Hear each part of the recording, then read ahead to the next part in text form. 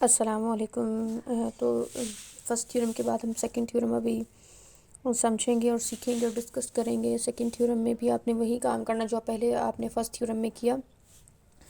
आपने करना क्या है कि आपने स्टेटमेंट को, थ्योरम के स्टेटमेंट को अच्छे से अंडरस्टैंड करना है और फिर उसको माइंड में बिठाना है और उसके अकॉर्डिंग फिर हम फिगर बनाएंगे थ्योरम की।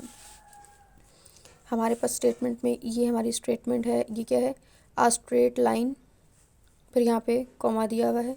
आ straight line drawn from the centre of a circle to bisect a code.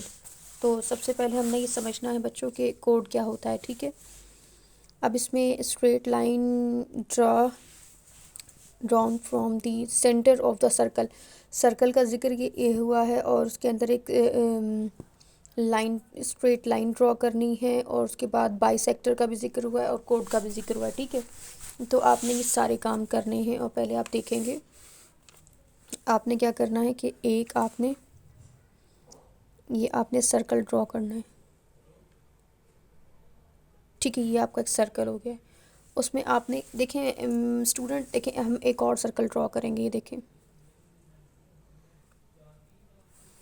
ठीक है। अगर सर्कल के अंदर आपने, ये सेंटर पॉइंट होता है, अगर सेंटर पॉइंट से आप एक लाइन को गुजारोगे सर्कल के अंदर से, तो हम इसको कोड नहीं कह सकते। कोड आप उसे कहेंगे कि आपके ये सर्कल जो है, आपका एक सर्कल है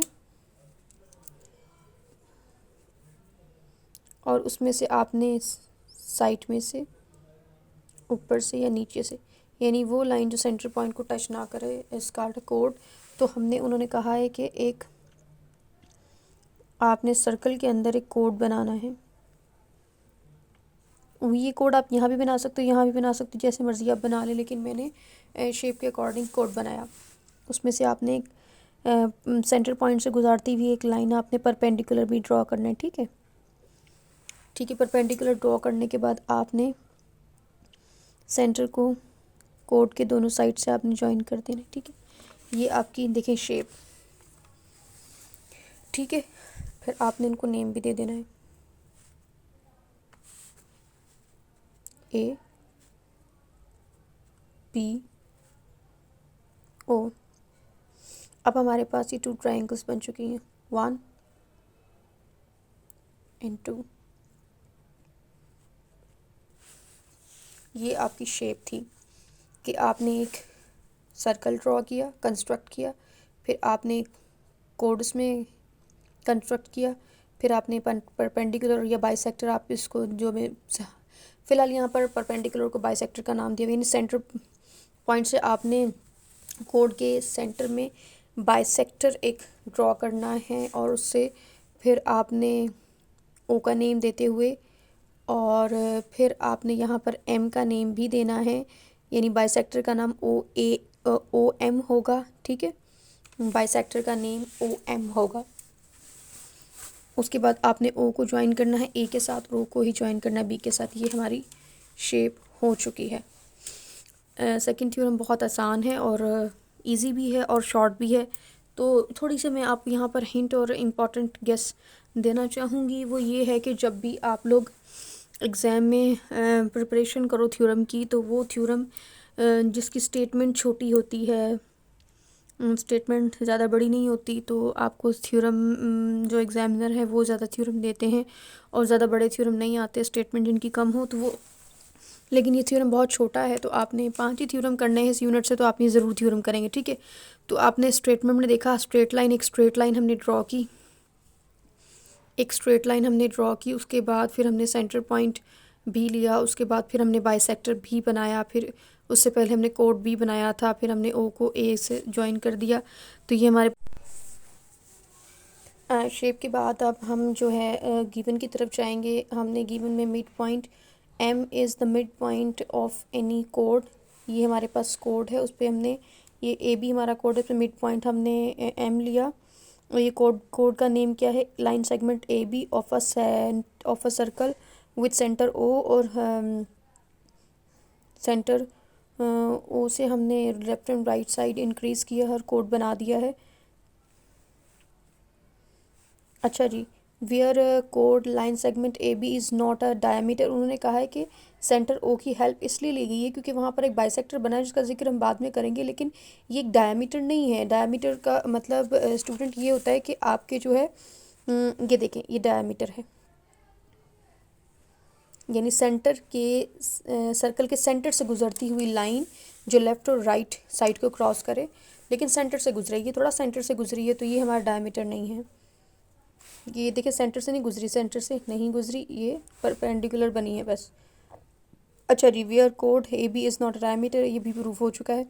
अच्छा, ये हमारे पास गिवन इन्फॉर्मेशन थी, हमने प्रूफ क्या करना है, हमने प्रूफ करना है line segment O B perpendicular है कोड लाइन सेगमेंट ए बी की, यानी हमने बताना है कि ये ए बी के ऊपर जो हमने बाइसेक्टर बनाया है वो परपेंडिकुलर है। ठीक है, हमने ये प्रूव करना है। अब उसके लिए हमने ये बात प्रूव करने के लिए हमने कंस्ट्रक्शन स्टेप्स कौन से फॉलो करने, join A and B with centre O. ये देखें, ए और बी को ज्वाइन कर दिया सेंटर ओ के साथ। Where angle 1 and angle 2, angle 1 and angle 2 as shown in the figure.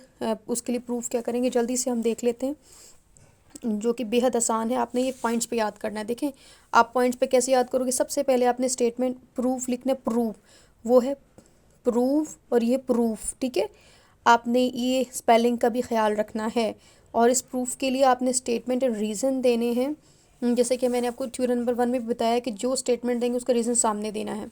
आपने फिंगर टिप्स पे याद करना है। सबसे पहले आपने कहना है टू ट्राइंगल्स है यहाँ पे, यानी O A M, O A M, O B M corresponding in triangle O A M and O M corresponding, यानी मुताबिकत रखती हैं ओ बी एम के साथ। यानी एक ट्राइंगल से हमने जब उसको टू पार्ट में परपेंडिकुलर या बाइसेक्टर बनाया तो उसमें टू ट्राइंगल्स हमारे पास गिवन हो चुकी हैं, तो वो कोरिस्पॉन्डिंग है, वो एक दूसरे से मुताबिकत रखती हैं। अब आपने अगला काम क्या करना है, आपने कहना है measurement angle O A is equal to the measurement angle OB. Measurement angle OM line segment is equal to measurement line segment OB, ये बिल्कुल बराबर हैं। और उसमें आपने लिखना है radii of the same circle, यानी रेडियस है। देखें, ये O से A तक ही एक रेडियस हुआ, O से B तक दूसरा रेडियस हो गया। ठीक है, सेंटर पॉइंट से जो भी लाइन सर्कल, सेंटर पॉइंट से जो भी सर्कल को टच करती हुई लाइंस आती हैं वो सारे के सारे रेडियस होते हैं, तो हमको रेडियाई ऑफ द सेम, एक ही सर्कल में 2 रेडियस लाई करते हैं। उसके बाद फिर रेडियस को काउंट करवाया, फिर अपने गिवन में जाना है। देखें, गिवन में हमारे पास लाइन सेगमेंट ए बी के ऊपर मिड पॉइंट ओ एम है। देखिए, अब आपने क्या किया, अब मिड पॉइंट एम का जिक्र हुआ तो हमने क्या करना है, measurement line segment A M B M, यानी हमारे पास ये गिवन है। देखिए, गिवन में ये बात की गई है ना, एम को कनेक्ट किया गया है ए बी के साथ, तो ए बी के साथ एम को कनेक्ट किया गया है, और आपने कहना है ये गिवन में है। रेडियस को डिस्कस किया, गिवन को डिस्कस किया, कॉमन क्या है, ओ एम कॉमन है। Measurement line segment O M is equal to measurement line segment O M. अब इसमें आप देखें, इसमें 3 साइड्स हैं, 1 2 3 एंड 1 2 3, यानी ये सेंटर में ये कॉमन है। तो आपने कहना है measurement angle 1 and is equal to measurement angle 2, उसमें 3 साइड्स आर कॉन्ग्रेंट। कॉन्ग्रेंट का मतलब होता है एक जितनी, एक जैसी हैं, दोनों ट्राइंगल्स की साइड्स एक जितनी हैं, एक जैसी हैं। अब आपने टू एंगल्स को जब ज्वाइन किया बनते हैं 180 डिग्री, एंड 180 डिग्री को हम स्टेटमेंट में क्या लिखेंगे, हम लिखेंगे corresponding angles are congruent. Corresponding angles are congruent, यानी दोनों जो एंगल्स हैं एक दूसरे से कोरिस्पॉन्ड करते हैं, यानी दोनों एक जितने हैं, एक जैसे हैं, यानी मुताबिकत, कोरिस्पॉन्डिंग एंड कॉन्ग्रेंट, एक जैसे हैं। अगर इनको सेपरेटली किया जाए 90 डिग्री का एंगल शो होगा, अगर ज्वाइन करें तो 180 डिग्री का होगा। ठीक है, angle measurement angle 1 and measurement angle 2, जो इनका सेपरेट साइज़ है वो 90 डिग्री, इनको ज्वाइन करें तो 180 बनता है। तो एडजेसेंट सप्लीमेंट्री का मतलब है 180 डिग्री। ठीक ठीक, 180 डिग्री।